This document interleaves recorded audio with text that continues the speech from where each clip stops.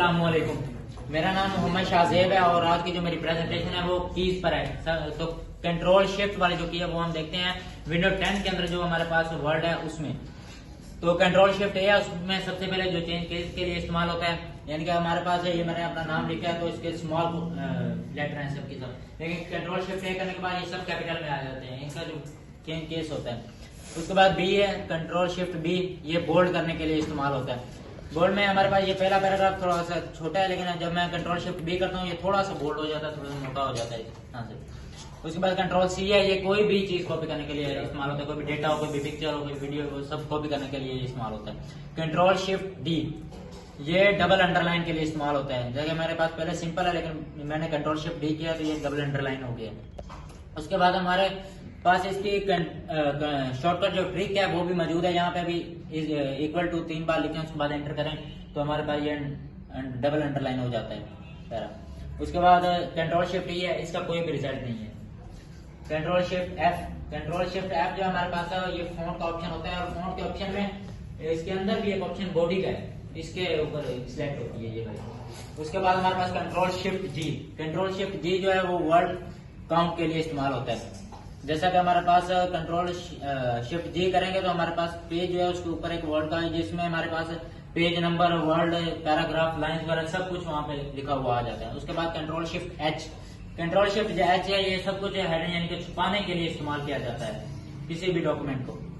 Control shift आई है, control shift आई italic के लिए इस्तेमाल किया जाता है। जिस तरह पहले मेरा नाम सिंपल है लेकिन कंट्रोल शिफ्ट आई के बाद ये थोड़ा सा टेढ़ा हो जाता है, थोड़ा सा इटैलिक हो जाता है।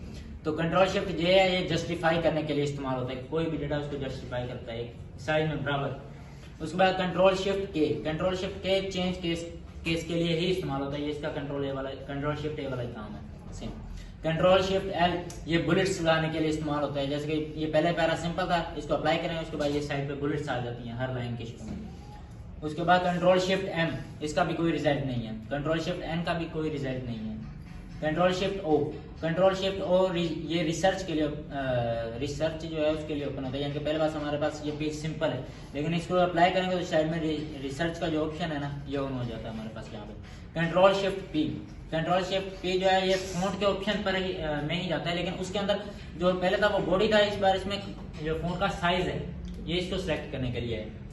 उसके बाद control shift Q, control shift Q जो हमारे पास है ये चेंज फॉन्ट के लिए इस्तेमाल होता है, लेकिन ये नहीं है अभी ये कोई भी फॉन्ट चेंज नहीं करता है। जैसे कि हमारे पास कोई भी अगर फॉन्ट मौजूद है तो इसको अप्लाई करने से सिर्फ ये सैंपल की फॉर्म में ही उसको करेगा और कोई फॉन्ट इससे चेंज नहीं होगा। कंट्रोल शिफ्ट आर, इसका कोई रिजल्ट नहीं है। कंट्रोल शिफ्ट एस, ये अप्लाई स्टाइल, ये बहुत सारे स्टाइल अलग अलग आप लगाते हैं उसको अप्लाई करने के लिए इस्तेमाल किया जाता है। उसके बाद कंट्रोल शिफ्ट टी, इसका भी कोई रिजल्ट नहीं है।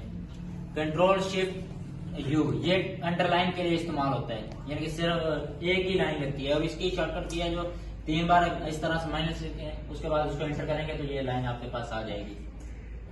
उसके बाद कंट्रोल शिफ्ट वी, इसका कोई रिजल्ट नहीं है। कंट्रोल शिफ्ट डब्ल्यू, ये यानी कि अंडरलाइन के लिए इस्तेमाल होता है लेकिन विदाउट स्पेस, यानी कि पहले सिंपल था ये अंडरलाइन हो रहा है लेकिन स्पेस के साथ। उसके बाद हमारे पास कंट्रोल शिफ्ट एक्स, इसका कोई रिजल्ट नहीं है। कंट्रोल शिफ्ट वाई इसका, और कंट्रोल शिफ्ट जेड, इसका भी कोई रिजल्ट नहीं है। उसके बाद नेक्स्ट हम चलते हैं, हमारे पास विंडो कीज है इन वर्ड के अंदर, विंडो की जो हम इस्तेमाल करते हैं। तो सबसे पहले विंडो टैब, विंडो टैब में हमारे पास आज जो फाइल जो भी हमने अपने फाइल ओपन की हुई होती है हम नीचे एक साइड में करते हैं, वो एक ही पेज के ऊपर फ्रंट पेज पे जो है ना इस तरह से कुछ ओपन हो जाती है सब की सब एक साथ। कंट्रोल विंडो ए, ये ओपन मैनेज नोटिफिकेशन के लिए इस्तेमाल हो, यानी कि साइड में हमारे नोटिफिकेशन का जो ऑप्शन होता है उसको मैनेज करने के लिए ओपन हो जाती है।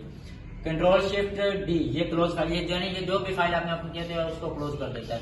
Control shift P, sorry window plus P, ये हमारे पास ओपन प्रोजेक्ट स्क्रीन, यानी कि स्क्रीन की एक साइड जो इसको प्रोजेक्ट जो ओपन हो जाता है। विंडो आई, ये हमारे पास ओपन सेटिंग को ओपन करने के लिए इस्तेमाल किया जाता है। कंट्रोल विंडो आर, ये ओपन रन, यानी कि यहाँ पे नीचे जो है ना आपके पास रन का ऑप्शन है, यानी कि सर्च के लिए ऑन हो जाता है आपके पास। विंडो एल होल एप्लीकेशन क्लोज, यानी कि जितनी भी एप्लीकेशन आपके पास ओपन होती है वो सब की सब क्लोज हो जाती है। विंडो एफ है, ये ऑन फीडबैक, यानी कि फीडबैक आपके जो पेज है उसके ऊपर एक साइड पे ओपन हो जाता है। उसके बाद विंडो जी का कोई भी रिजल्ट नहीं है। विंडो ई है, विंडो है ये फाइल एक्सप्लोरर, ओपन कर रहा है, यानी कि आपके पास जो पेज होता है इसके ऊपर एक साइड छोटा सा फाइल एक्सप्लोरर इस तरह से है ना ओपन हो जाता है आपके पास। तो ये थी मेरी आज की प्रेजेंटेशन।